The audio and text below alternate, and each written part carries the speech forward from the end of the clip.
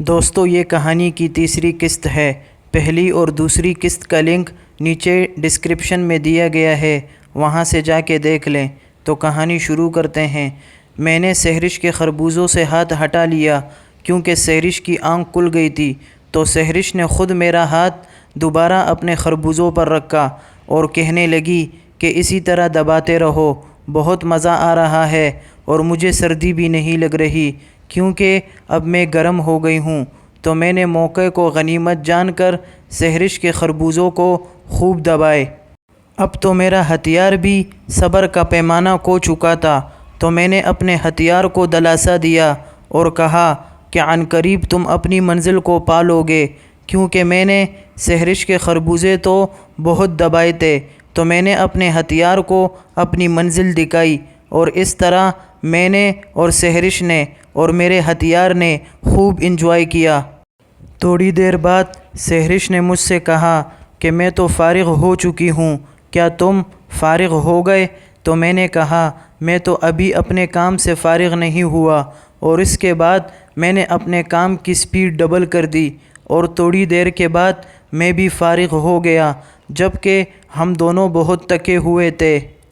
تھوڑی دیر آرام کے بعد جب میں نے دیکھا کہ بارش بالکل رک چکی ہے اور پانی ایک جگہ کھڑا ہے، تو میں نے سحرش کو بھی جگا لیا کہ اٹھو اب ہم چلتے ہیں، کیونکہ سحرش میری گود میں ہی لیٹی ہوئی تھی، اس لیے فوراً اٹھ گئی، اور اب ہم دونوں کو اپنے کرتوت یاد آ رہے تھے جو ہم نے 1 گھنٹے پہلے کیے تھے۔ اب ہم دونوں کو اپنے کرتوتوں پر بہت زیادہ شرمندگی سی ہو رہی تھی، کیونکہ ہم دونوں نے مل کر اس وقت کو انجوائے کیا تھا۔ تو میں نے سحرش سے کہا کہ مجھے معاف کر دو کیونکہ میں نے اپنے ہتھیار کا ناجائز فائدہ اٹھایا۔